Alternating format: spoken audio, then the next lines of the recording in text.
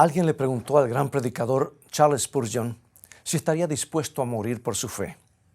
Pastor Spurgeon le preguntó si tuviera que dar su vida por las cosas que cree, ¿podría hacerlo? De ninguna manera, respondió. Bien, la respuesta fue un tanto sorpresiva, por lo que le pidió a Spurgeon que le explicara el por qué. Bien, las cosas son así, dijo el predicador. Si me preguntas si tengo el valor de morir por mi fe ahora mismo, debo ser honesto contigo. Tengo que decirte que no. La idea de morir no me resulta agradable. Pero si ese momento llegara, creo que Dios me daría el valor y la fuerza para enfrentarlo. Es una respuesta increíble de un personaje sorprendente. ¿Sabes algo? Me he preguntado muchas veces si tengo el valor que se necesita para ser un mártir, para morir por mi fe. Hasta que un día, profundizando en las profecías de la Biblia, encontré una clave que da la esperanza al corazón vacilante. Una clave tan poderosa que me da la absoluta confianza de que no importa que se presente en mi camino, podré enfrentarlo con una sonrisa y una canción en mi corazón. Quédate con nosotros y te mostraré esta clave.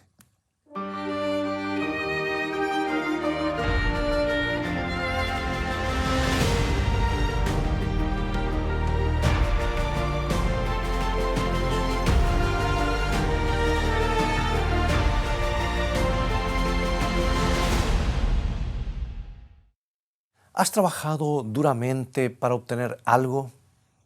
Quiero decir, sacrificadamente y durante muchos años. ¿Y alguien aparece de pronto y te lo quita? Entonces es posible que puedas identificarte con los temores y las frustraciones de un antiguo rey llamado Nabucodonosor. Llegó al trono de Babilonia siendo muy joven y gracias a sus esfuerzos convirtió a su nación en el imperio más grande que el mundo hubiera visto jamás. Era tan grande que se convirtió en el emblema de los logros humanos. Y el antiguo historiador Heródoto nos dice que quedó impresionado por todo lo que vio en la ciudad de Babilonia. Él dice lo siguiente, lo quiero leer textualmente. La ciudad, dijo, está asentada en una vasta llanura, es una inmensa ciudad con forma de cuadrado, de unos 20 kilómetros de lado y un circuito de más de 80 kilómetros. Además de su tamaño, sobrepasa en esplendor a cualquier ciudad del mundo conocido. Esto está en el libro de Heródoto, Las Historias, libro 1, párrafo 178. Heródoto no se sorprendería si supiera que hasta el día de hoy utilizamos la palabra Babilonia para describir un estado de opulencia y absoluta indulgencia. Nabucodonosor había construido el imperio más grande que el mundo hubiera visto y era consciente de ello. Su imperio era un monumento a su propia grandeza, una garantía de que ni la historia ni la geografía podrían olvidarse de quién era él y cuáles habían sido sus logros. Pero entonces apareció aquella fatídica noche cuando Dios le habló en sueños y le mostró la estatua hecha con diferentes metales. Representaba una sucesión de imperios que vendrían después. Y esa noche supo que Babilonia no duraría para siempre, que sería desmantelada por un poder que ni siquiera el rey más poderoso de la tierra podría resistir.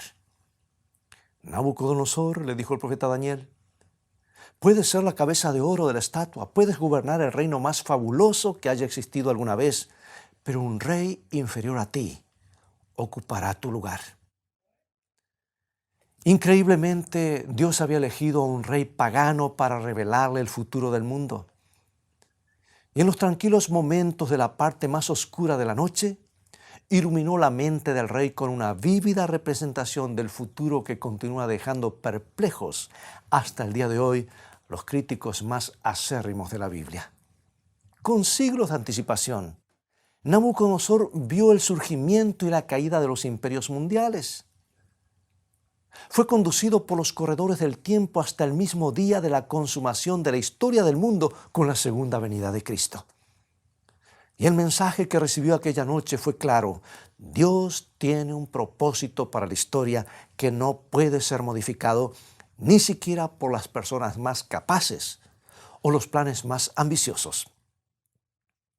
Pero en vez de llenarse de alivio por el hecho de que Dios está en el control de la historia humana, resulta que Nabucodonosor se sintió perturbado por el sueño, porque todo lo que había construido estaba destinado a quedar en ruinas.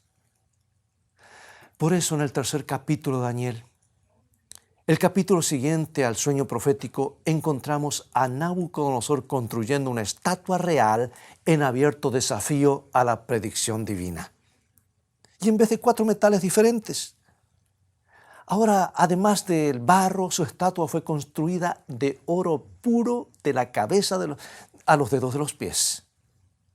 Y el significado era claro: su nombre y su reino nunca caerían, según él, a pesar de todo lo que hubiera podido decir Dios. Él quería autoconvencerse de que Dios estaba equivocado. Abramos las páginas de la historia sagrada y leámoslo en Daniel 3:1. El rey Nabucodonosor hizo una estatua de oro cuya altura era 60 codos y su anchura de 6 codos. La levantó en el campo de Dura, en la provincia de Babilonia. Era una declaración pública de que nadie podría detener su grandeza. Estaba alzando su puño ante el Dios de los cielos, tratando de convencerse de que Dios se había equivocado. Ahora, lo más interesante es que esta estatua no fue el primer monumento que se construyó en las llanuras de Babilonia, porque en Génesis capítulo 11 está la historia de otro altar de la grandeza humana que fue construido para desafiar a Dios. Génesis 11:4.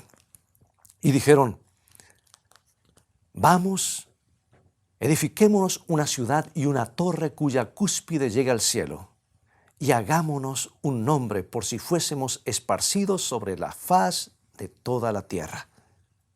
Era la Torre de Babel, construida en la llanura de Sinar, un monumento de los hombres para desafiar a Dios. Y simultáneamente construyeron una ciudad que llegó a ser la ciudad de Babilonia, un símbolo permanente de la confusión religiosa y de la rebelión contra Dios. Fue el lugar del nacimiento de la falsa adoración, la cuna de la astrología, y aunque no lo quieras saber, del horóscopo y de las religiones paganas. Su influencia fue tan profunda que los efectos continúan entre nosotros hasta el día de hoy.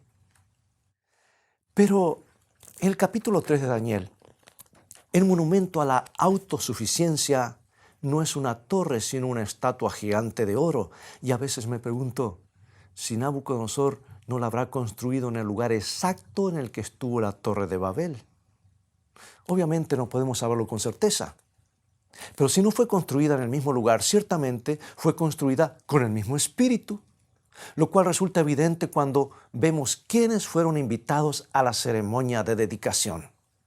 Leámoslo en Daniel 3:2. Y envió el rey Nabucodonosor a que se reuniesen los sátrapas, los magistrados y capitanes, oidores, tesoreros, consejeros, jueces y todos los gobernantes de las provincias para que viniesen a la dedicación de la estatua que el rey Nabucodonosor había levantado. Al igual que la Torre de Babel, esta estatua tenía la intención de unir a todo el mundo bajo el espíritu de Babilonia. Todos los gobernadores del reino debían estar presentes, dando una clara señal de que al imperio de que el reino estaba más fuerte que nunca. Era la señal clara. Y cuando estuvieran reunidos, se les exigiría participar de una nueva religión mundial. ¿Suena esto conocido? Leámoslo en Daniel 3, 4 y 5. Y el pregonero anunciaba en alta voz: mándese a vosotros, oh pueblos, naciones y lenguas, que al oír el son de la bocina, de la flauta, del tamboril, del arpa, del salterio, de la zampoña y de todo instrumento de música, os postréis y adoréis la estatua de oro que el rey Nabucodonosor ha levantado. ¿Te fijaste las dos últimas palabras, las que dicen que el rey ha levantado la imagen? En el idioma original, la palabra que se traduce levantado es hakim, Y es exactamente la misma palabra que Dios emplea en Daniel capítulo 2 para describir el reino que Él levantará en la segunda venida de Cristo. Y como lo señala el erudito Jake Duncan, esta palabra Hakim se usa 8 veces para describir la construcción de la estatua de Nabucodonosor. Es como si el rey estuviera construyendo su estatua en abierto desafío a Jesucristo, negando públicamente que Dios hubiera de derrotar a Babilonia para establecer su propio reino. En un intento desesperado por evitar lo que Dios había anticipado, ahora Nabucodonosor establece una religión mundial, universal, una alternativa a la verdad en la que el pueblo debía adorar una imagen en lugar de adorar a Dios. Es una religión que se basa en la fuerza en vez del amor. Un sistema que obliga a la gente a arrodillarse ante una falsificación en vez de llevarlos amablemente a la verdad. Pero veremos que Nabucodonosor no fue completamente original. Resulta que su nueva religión se basa libremente en algo de la verdad. Para construir su mentira se basa en la idea de Dios. Toma la estatua profética de Daniel 2 y la modifica de manera que adquiere un significado totalmente distinto. Y esa, amigo y amiga, es una característica sobresaliente de todas las religiones falsas en la actualidad. Se basan en algo de la verdad. Por eso puedes encontrar semejanzas con la verdad en casi todas las religiones. Como ves, el diablo sabe que no podría lograr que un grupo de cristianos consagrados desobedecieran abiertamente la palabra de Dios. Entonces tuerce astutamente a la religión cristiana para despojarla de la profundidad y de la riqueza que Dios le ha dado. Y el engaño más peligroso no es una mentira plena, sino la mezcla de la verdad con la mentira, que hace más digerible la falsedad. Y quiero hacer una pausa y decirte esto. El diablo tiene ciertas ventajas sobre Cristo, sobre Jesús, de este lado de la eternidad, porque él usa la mentira y la verdad y las mezcla. Sin embargo, Jesús usa solamente la verdad, 100%. Y en la Biblia hay una gran cantidad de ejemplos obvios. Tomemos, por ejemplo, la historia de Caín y Abel. En Génesis capítulo 4, ambos hermanos ofrecieron un sacrificio a Dios, pero Dios aceptó uno y rechazó el otro. Cuando era niño esta historia me molestaba, pero luego encontré en Hebreos 11 la clave que explica todo el episodio. En Hebreos 11:4 nos dice que Abel ofreció su sacrificio por fe. Y obviamente eso implica que Caín no ofreció su sacrificio por fe. Pero ambos ofrecieron sus sacrificios. Y esto es lo que sucedió en realidad. En la Biblia los corderos sacrificiales eran un símbolo poderoso que señalaba al Redentor que vendría a morir por los pecados del mundo. Los pecadores arrepentidos colocaban sus manos sobre el cordero, confesaban sus pecados y luego le quitaban la vida. Era un recordatorio de lo que Jesús vendría a hacer por ellos algún día en la cruz del Calvario. O sea que por la fe el pecador demostraba su creencia en la venida del Cordero de Dios como su sustituto. Y ese es el motivo por el que Abel ofreció un cordero y no otra cosa. Pero su hermano Caín sacrificó frutos, vegetales que, aunque también constituían una ofrenda, no eran los símbolos que Dios había ordenado. Y amigos, eso es la diferencia, lo que Dios pide. No representaban esos símbolos un sustituto viviente, sin mancha, para el pecador. Y ese fue el motivo por el que Dios rechazó la ofrenda de Caín. Me pregunto, ¿será que Dios está aceptando toda ofrenda de lo que hoy la gente le ofrece diciendo, te amo, Señor? Yo tengo la convicción de que Caín seleccionó los mejores vegetales. Estoy seguro que ofrendó una buena cantidad, pero la cuestión es que Dios no le había pedido vegetales ni frutas, sino un cordero. Y Caín había decidido hacer las cosas a su manera. Tomó el mandato divino y lo torció un poco, quitándole el significado que Dios le había dado. ¿Y el resultado qué fue? Una falsificación carente de fe que se asemejaba a la verdad. Una religión humana que honraba a Dios de labios, pero no se basaba en una fe real y viva en Cristo. Y esta es la marca distintiva de toda secta o religión falsa. El engaño más peligroso es el que más asemeja a la verdad, tejiendo una mezcla letal de superstición y falsedad con hebras de verdad. Es más fácil que bebamos cianuro si está mezclado en un vaso de limonada fría que si lo encontramos puro en una botella que dice veneno. Por eso, el lenguaje de las sectas se asemeja al que podríamos escuchar en un púlpito cristiano. Son parecidos. Se parece tanto a la verdad que muchas personas caen en la trampa. Y así, poquito a poco, el diablo sembró una idea en la mente de Nabucodonosor. Algo así. ¿Por qué no tomas la estatua y la modificas un poco para moldarla a tus propios propósitos? Al fin y al cabo, ¿por qué tendría que estar Babilonia representada solo por la cabeza? ¿Por qué no por todo el cuerpo? ¿Hay algún indicio real de que el reino esté por colapsar? ¿No es Babilonia el reino más grandioso que el mundo haya visto jamás? El hecho de que Nabucodonosor tuviera suficiente oro como para construir una estatua de casi 50 metros, unos 150 pies de altura, sin que le afectara, era la clara evidencia de que el reino de Babilonia estaba muy lejos de caer, estaba en buena posición económica. Así la historia del capítulo 3 de Daniel nos muestra la mezcla de la verdad de Dios con la ambición y el orgullo humanos.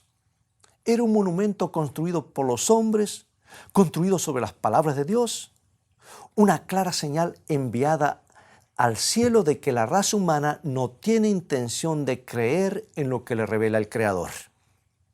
Y para empeorar las cosas, Nabucodonosor obligó a sus súbditos a inclinarse y adorar la imagen so pena de muerte. Dice Daniel 3:6. Y cualquiera que no se postre y adore inmediatamente será echado dentro de un horno de fuego ardiendo. Yo quiero resaltar los componentes de esta historia, amigo y amiga, porque es una de las llaves maestras que descifran el significado de algunos de los pasajes más difíciles de la profecía bíblica. En primer lugar, el rey establece una religión falsa basada en la adoración a un ídolo. Luego envía un decreto universal para que todos los dirigentes políticos del imperio, instándolos a asistir y adorar la imagen de oro. Y si no lo hacen, los matará. Hay un paralelo sorprendente entre esta historia y algo que sucede en el capítulo 13 de Apocalipsis, algo que está próximo a ocurrir, amigos. Porque en este inquietante capítulo de la Biblia hay dos bestias que representan poderes cuyo objetivo es llevar a todo el mundo a una falsa adoración.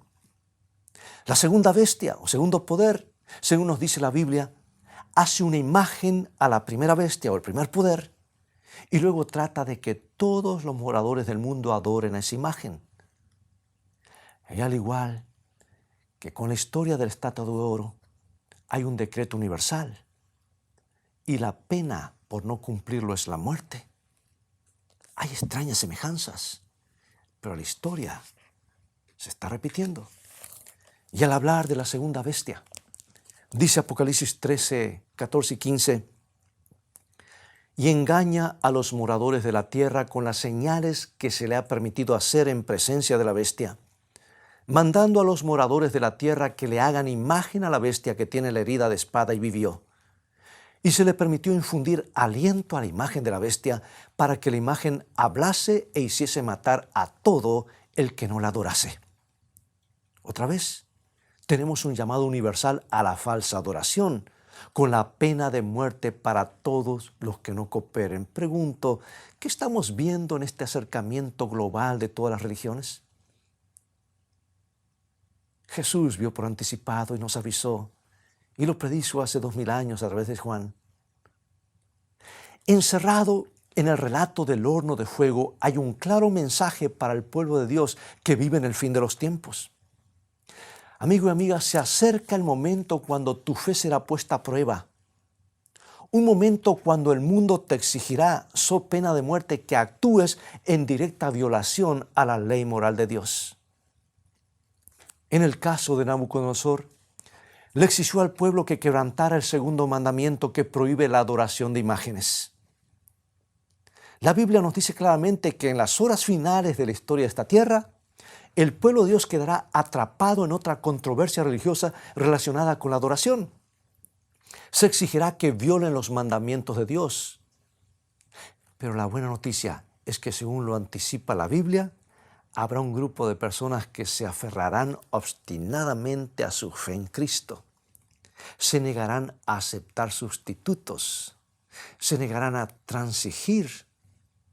Y esto es lo que dice la Biblia en Apocalipsis 14, 12. Aquí está la paciencia de los santos, los que guardan los mandamientos de Dios y la fe de Jesús. A pesar de la persecución, habrá personas que estarán dispuestas a renegar de su fe. Otras no estarán dispuestas y permanecerán firmes pase lo que pase, porque su compromiso con Cristo será inamovible.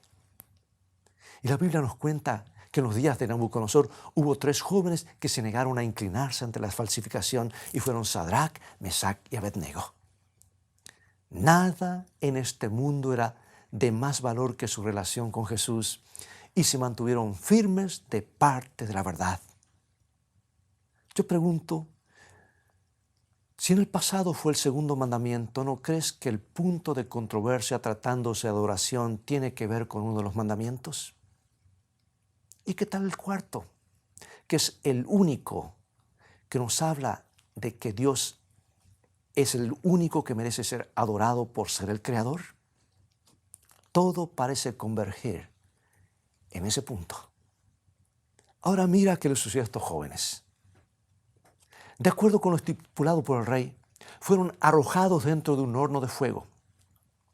Nabucodonosor le dijeron: no sabemos si Dios nos va a salvar de tu horno, pero una cosa sabemos, que nunca vamos a violar nuestra relación con Él. Amigo, amiga, permíteme que te formule una pregunta muy importante.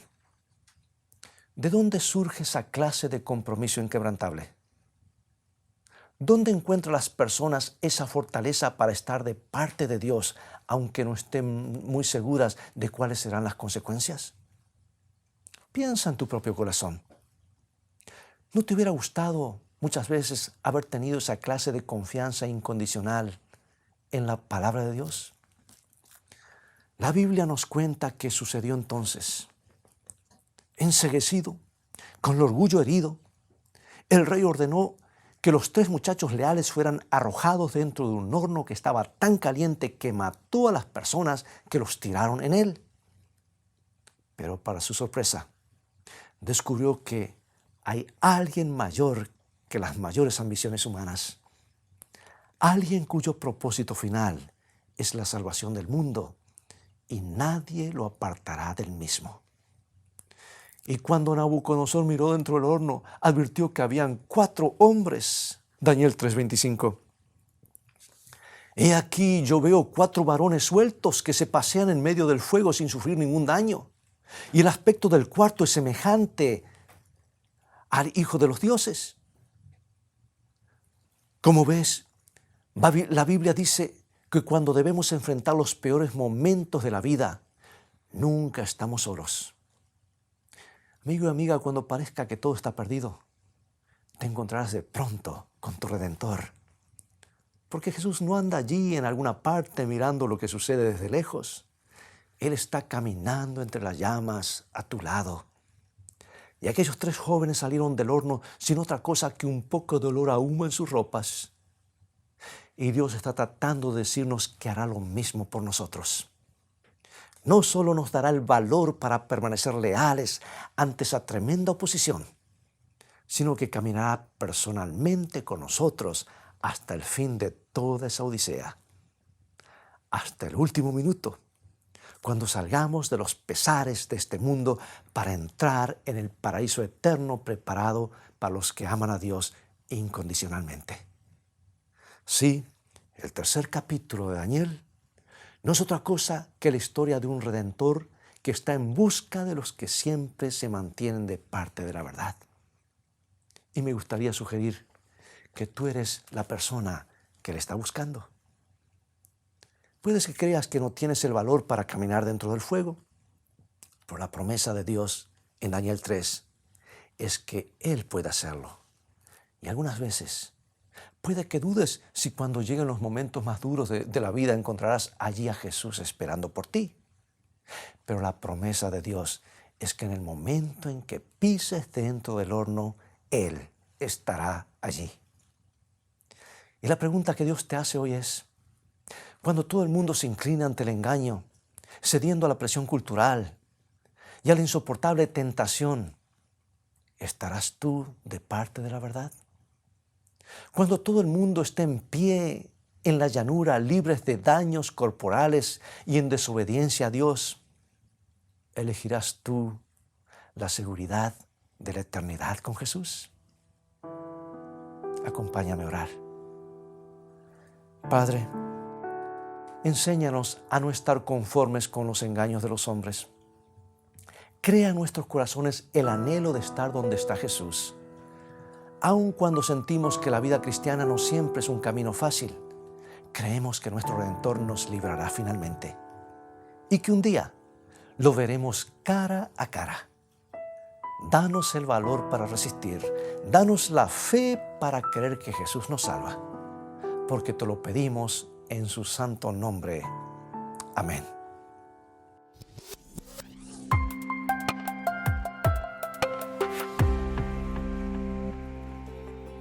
Ya están disponibles las nuevas guías de estudios bíblicos, Escrito está. Un conjunto de 25 lecciones que abarcan las principales doctrinas bíblicas. Adquiérelo hoy, escritoestá.org.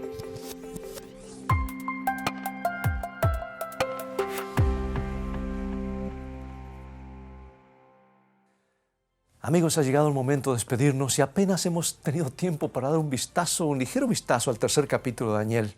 Pero hay mucho más para aprender en este antiguo libro profético que nos da las bases para una mejor comprensión de la profecía bíblica. Si quieres tener más material para meditar, para estudiar, para profundizar, visítanos en nuestra página web escritoestá.tv, donde encontrarás una gran cantidad de recursos para el estudio de la Biblia, todos en un formato muy fácil de usar. Entre ellos, hay 2 seminarios que te recomiendo, uno sobre el libro de Daniel y otro sobre el libro de Apocalipsis. Y también puedes mirar las transmisiones de otros programas de Escrito Está, en forma totalmente gratuita, y tendrás la oportunidad de comprender la Biblia como nunca antes.